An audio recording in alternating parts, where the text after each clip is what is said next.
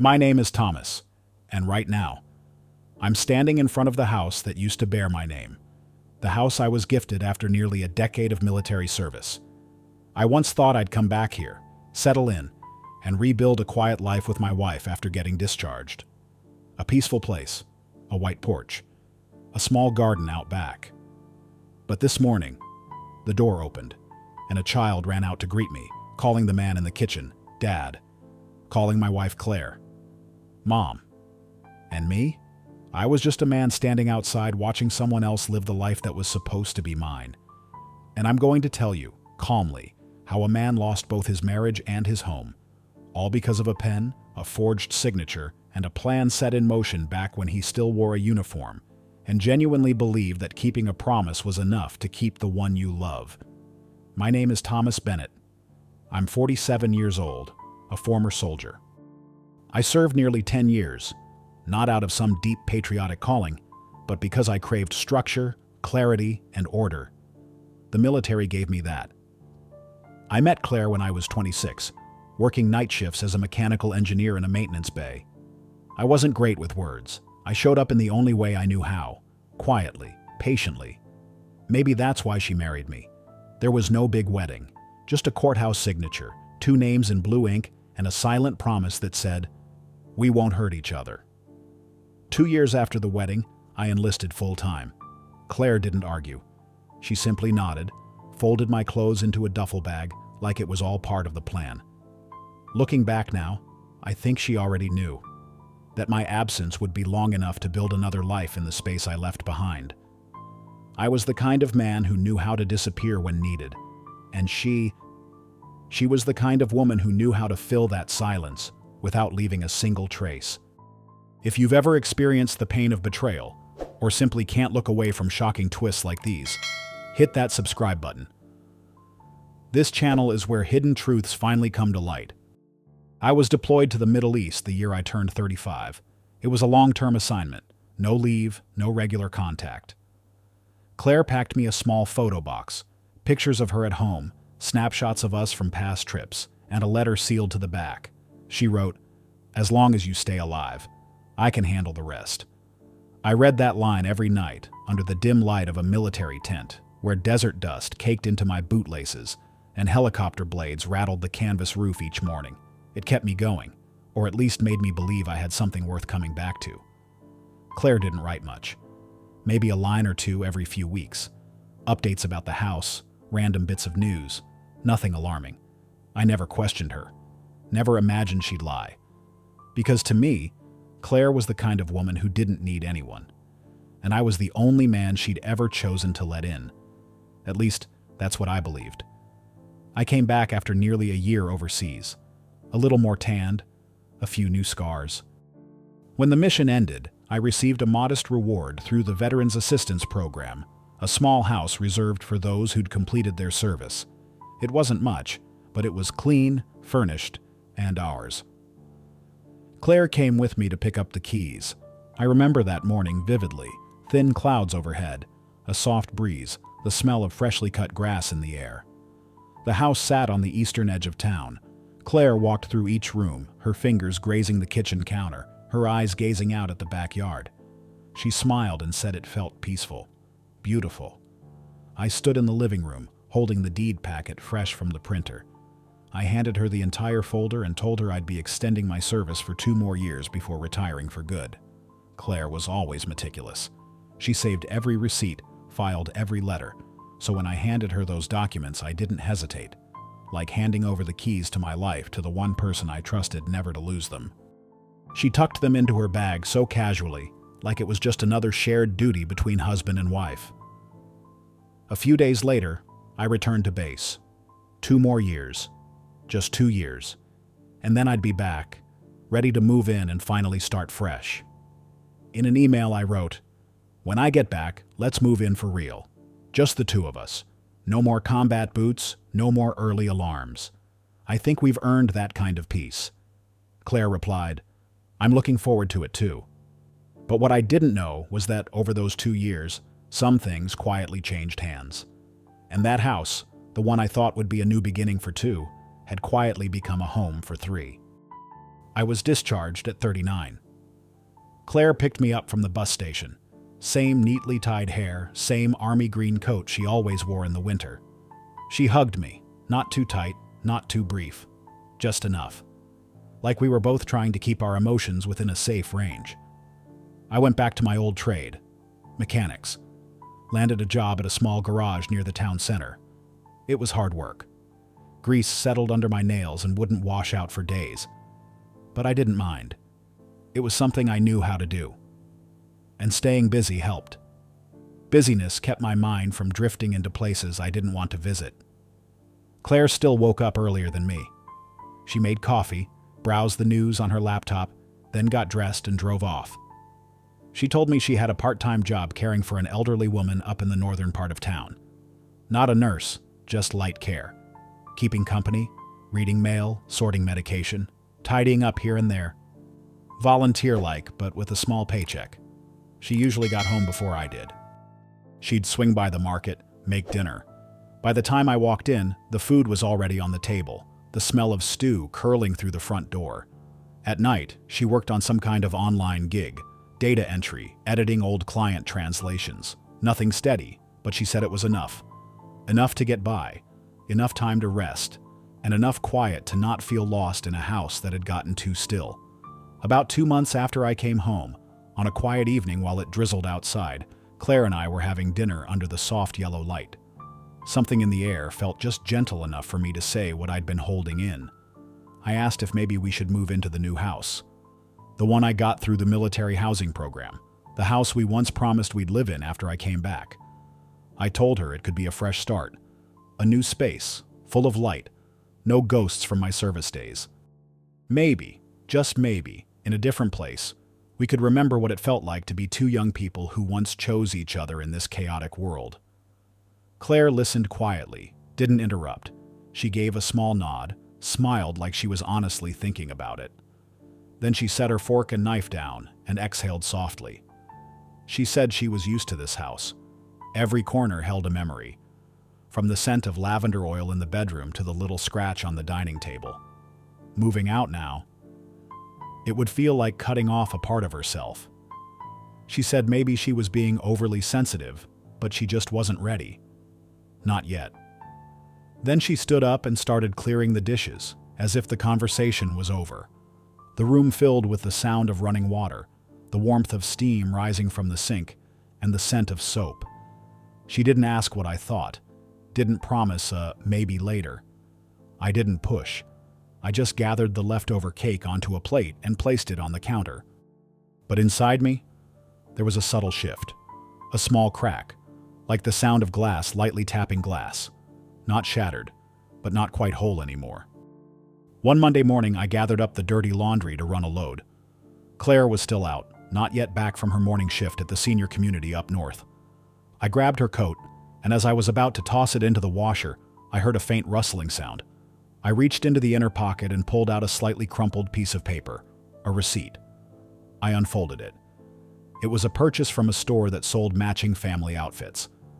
But my eyes locked onto the last line before I even realized it. Matching family t-shirts, set of 3, Sweet Family Edition. I stood still, the receipt dangling from my hand, the light from the window catching the bold print just enough to make the words sharp. I read it twice. The third time, my eyes were looking at the letters, but they didn't register as words anymore. Claire had told me the old woman she cared for lived alone. No kids, no grandkids. She'd never once mentioned buying anyone gifts, especially not something that looked like it belonged to her own family. I didn't ask. I just folded the receipt tightly, shoved it into my pocket, and started the wash. And in my head, something began to crack. Small, slow, like a single drop of water landing against old drywall. That evening, I sat alone in the garage, not doing anything in particular. I took out an old pair of pliers, military issue, worn smooth from years of use, the division's faded logo still etched into the steel. I kept wiping them down, one side, then the other, but no matter how much I cleaned, they never looked any shinier. Claire came home right on time, like always. Engine off. Door clicked shut. That familiar scent of her perfume drifted through the hallway. She changed clothes, tied up her hair, and headed into the kitchen. Everything was exactly as it had always been. Except for one thing. I started a new habit. I kept the receipt.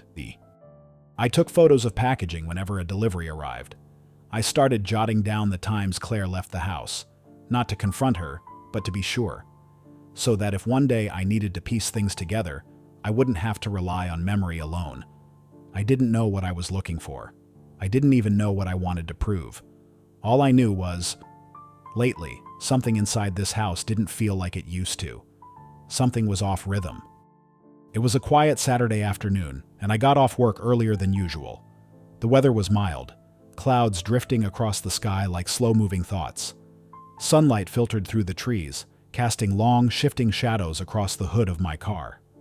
I drove aimlessly, not really sure why.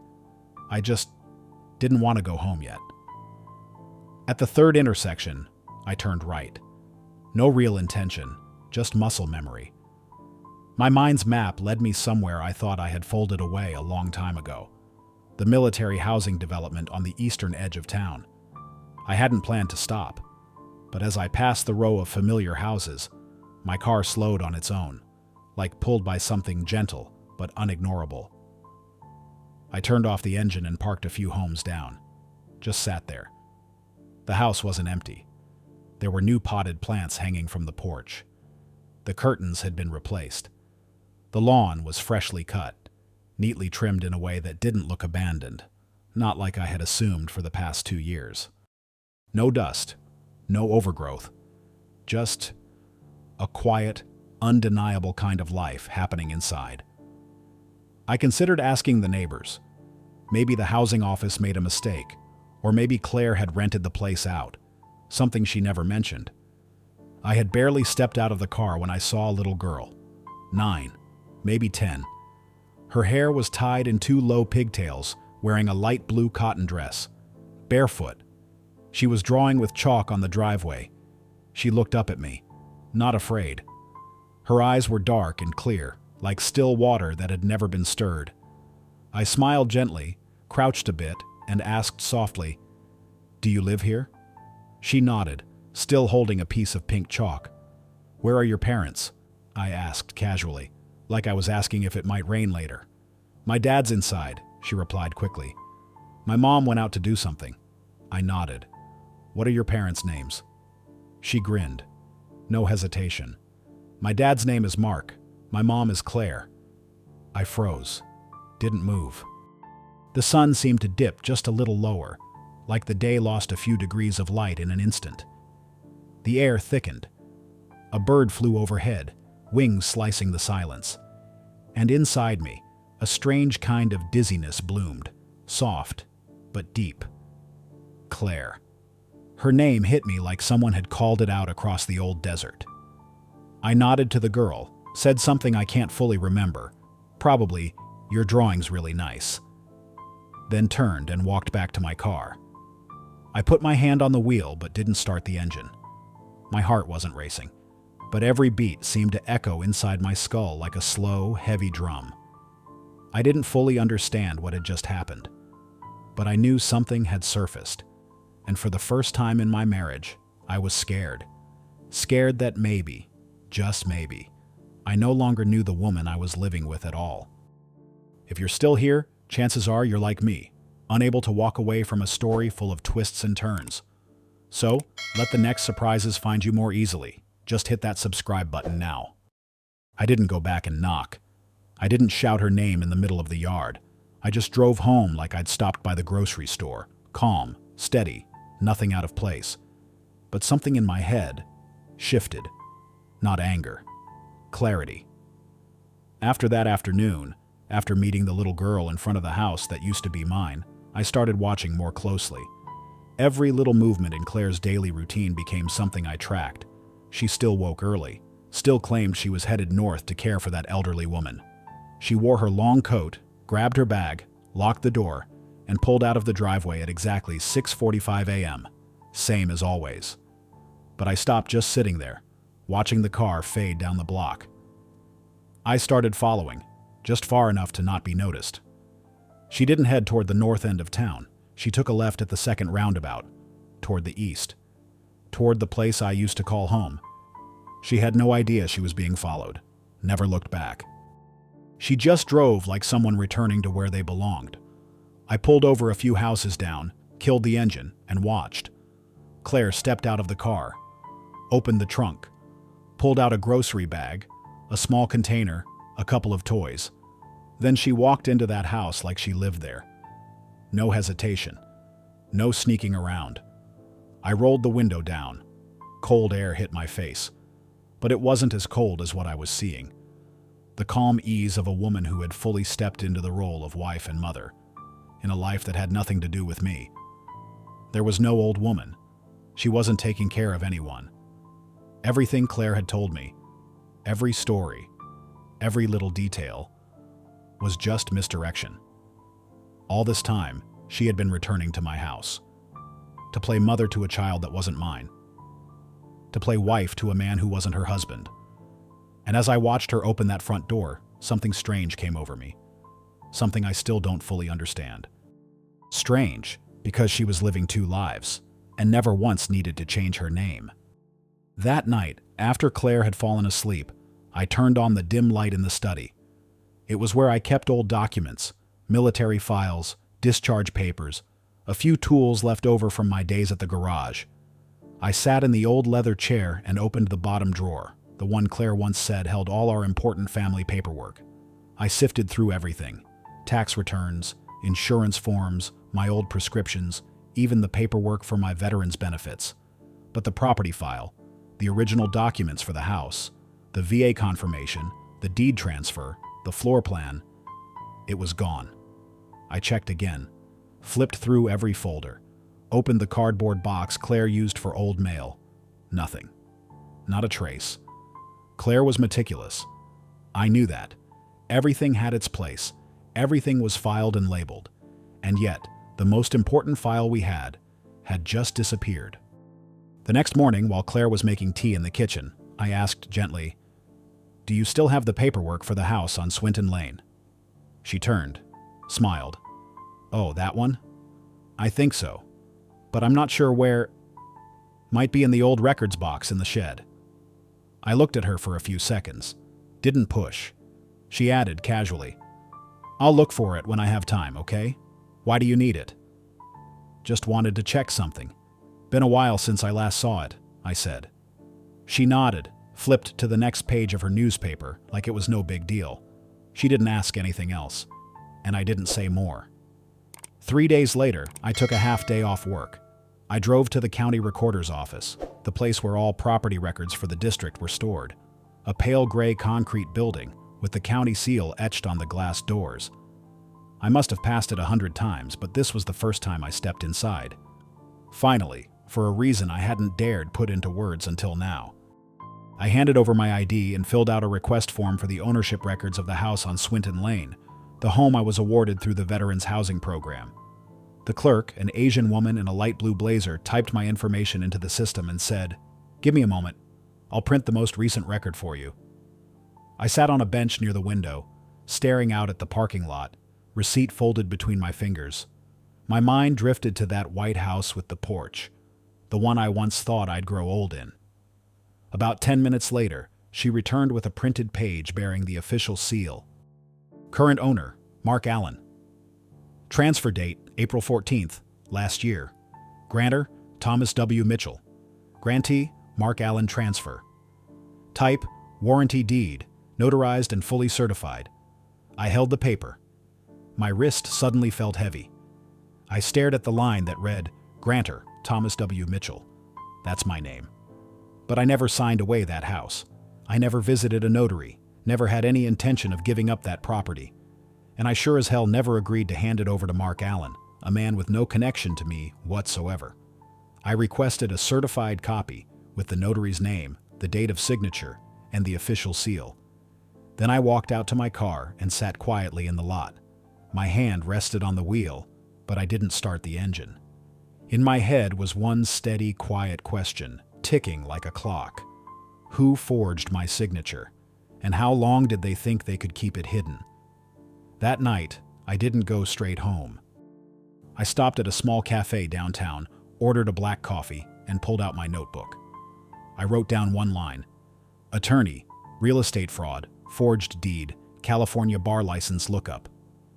I didn't know how this all unfolded exactly, but I knew one thing with absolute certainty. This couldn't have happened without the help of the person who once held the original documents, the person who stood beside me when we were handed the keys. I wasn't looking for drama. I just wanted to take back what was mine, before someone else convinced themselves they had the right to steal it. I met with the attorney on a Monday morning. Her office was on the third floor of an old red brick building downtown. No flashy signage, just a small line of text taped to the glass. Rachel Kim, Civil and Real Estate Law. She was the third person to read the deed transfer file, after me and the clerk at the recorder's office, but she was the first to say out loud what I had been trying to avoid admitting to myself. This signature was forged. Rachel pointed at the slanted cursive beneath my printed name. Then she opened another folder, the original VA housing agreement I had signed when I was awarded the home. She placed the two side by side. One signature was steady, slanting slightly right, like someone used to holding a pen with military precision. The other, wobbly, leaning left, unsure, like someone trying to imitate it without truly understanding what it meant. I used to be a notary, Rachel said evenly. This is fake, but the notary stamp still went through. Either someone was being incredibly sloppy, or they knew exactly who they were helping. I didn't say anything, but my mind locked on a single name: Claire. We started building the case. I provided samples of my signature, military records, bank forms, the original house deed. Rachel filed a subpoena for the notary's original documents. I also handed over email exchanges between Claire and me. The same messages that once felt like love now served as evidence. When you come home, let's move in together. I can't wait for that day. Every word, every period, like neat little stitches over torn cloth, holding the fabric together on the surface while everything beneath had already rotted through. A few weeks later, Rachel called me in. A new file sat on the table, full of certified papers, notary logs, land registry updates. She flipped to the final page and slid over a slip of paper. A background check on the notary who had signed off on the deed. He was Mark's cousin. Mark, the man living with Claire in the house that used to be mine. They had used that connection to sidestep the system, cheated the law using a forgery that passed as official. We're not suing for betrayal in marriage, Rachel said. We're suing for property fraud, for forged ownership, for illegal transfer of assets. I nodded. Plaintiff Thomas W. Mitchell. And for the first time in years, I felt like I wasn't just fighting to reclaim a house. I was fighting to reclaim the truth. A truth that didn't need to be screamed, didn't need revenge, just needed to be brought into the light. Rachel texted me on Saturday morning. The paperwork was ready. I picked up the file, official seals and all, and drove straight to the house. Number 40, Swinton Lane, the place where my wife had been hiding her second family all these years. Claire's car was already in the driveway. I killed the engine, gripping the file Rachel had assembled like it was the last real piece of myself I still owned. The house in front of me looked like it had never belonged to me at all. Freshly painted white fence, a modern smart doorbell, and a little wooden sign hanging from the front door that said, "Welcome home." I used to have the keys to this house. Now I had to ring the bell, a soft chime. Then, a few seconds later, the patter of small footsteps. The door opened. It was the little girl. Hair in a messy side ponytail, fingers smudged with crayon, a bite of bread still on her lips. She didn't recognize me, didn't flinch. Who are you looking for, mister?" I smiled gently, crouching a little. "I'm here to see your mom." She nodded and ran inside to call her. I stepped in without waiting. The living room was filled with light, a gray velvet couch, embroidered throw pillows, a tray of freshly baked cookies on the coffee table next to a vase of baby's breath. On the wall, a family photo, all three of them in white clothes, beaming in front of a camera. I stood there for a moment, staring at it. It felt like someone had taken my life, copied it, and just replaced the main character. I walked into the kitchen where the girl had announced there was a man at the door. Mark and Claire were sitting at the dining table. Light wood chairs, beige table runner, a glass of freshly poured orange juice. They looked up at the same time. Both of them shot to their feet like they'd just seen a ghost. "What are you doing here?" Mark asked, low and tense. "I came to take back what's mine." I didn't raise my voice. I just placed the file on the table, right beside the salad bowl. "Looks like lunch was going well." Mark reached to shove the folder off the table, but Claire stopped him. She flipped open the first page. Within seconds, her face drained of color. She grabbed my arm and led me out to the back porch, away from small ears and watching eyes. Behind us, Mark barked, "This is my house. You can't just walk in. If you don't leave, I'll call the police." I didn't blink, didn't step back. I turned to him and said calmly, "Go ahead. And when they show up, I'll hand them the certified deed. My name on it, but a signature that's not mine." "What are you going to give them? A story about how you're living in stolen property?" The words dropped into the room like a stone into cold water. Claire rushed back toward me, her hand lightly tugging at my sleeve. Her voice barely above a whisper. "Thomas, please, don't make a scene. Don't say anything in front of her." "I'll explain. Tonight. Just give me tonight." I looked at Mark one last time and said, "You know what the scariest thing is? It's not getting sued. It's thinking you've already won, when no one else has even started playing." And then I turned to leave. The door closed behind me so quietly I couldn't even hear it click. But I knew. In that house, lunch wasn't going to taste right ever again. I got home before dark, didn't turn on the lights, didn't play any music. Just pulled a chair out onto the porch, set the folder down on the table, and went into the bedroom. I opened the closet and started folding Claire's clothes, neatly, methodically, into the same soft-sided suitcase she always used when visiting her mother. Every piece was folded with care. No yanking, no mess. Not because I was trying to be gentle, but because I wanted everything to leave this house as cleanly as she once removed pieces of my life. Quietly, precisely, without warning.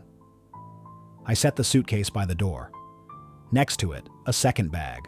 Her journal, tablet, a few books she always left around the house. Nothing was thrown out. Nothing was held onto. Around 9 p.m., Claire's car pulled into the driveway.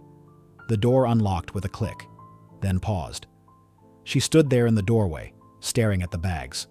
Her face froze, like her brain needed a few extra seconds to catch up. She stepped inside without a word. I sat on the couch near the window. The warm yellow light above us cast a long, soft blur across the hardwood floor. Claire didn't move. Her fingers found the edge of her blouse, fidgeting, gently twisting, like she was trying to hold on to the last shred of calm. I looked at her and asked evenly, "Claire, when did it start? You and him?" She stayed silent for a few seconds, then answered, voice low, rough. "It was a birthday party. I went alone. So did Mark. We didn't know many people. Ended up sitting next to each other." She lifted her eyes, didn't flinch. But that sharpness she always had, it was gone. At that time, I just felt light, like someone finally said out loud all the things I'd been burying, about what it's like being alone for so long, about the empty spaces I never figured out how to fill. She paused, took a long breath. At first, we were just talking. That's all. But then, I didn't want to stop. Mark didn't have much, a house, a steady job, anything like that. But he listened. And I told myself, as long as we didn't cross a line, it wouldn't count. I tilted my head, my voice steady. "But then he moved in?" Claire nodded slowly. "At first, I didn't call it living together," Claire said quietly. "It was just, Mark started coming over. Then he stayed a few nights. Then it became a routine. I told myself I'd stop. I really did. But then, after a health check, I found out I was pregnant." She clasped her hands tighter. I couldn't keep everything the same. I thought of the new house, the one you were given, and I figured if we moved there, there'd be less chance of anyone finding out. I lied to you, told you I didn't want to leave the old house. But the truth is, Mark and I had already moved in. She turned her face away, her voice barely audible. I know what I did was wrong and unforgivable, but I didn't know how to fix it without tearing everything apart. I didn't speak right away. I just looked at her. This woman who used to be the home I returned to, now struggling to name the wreckage she created. Still, I said nothing.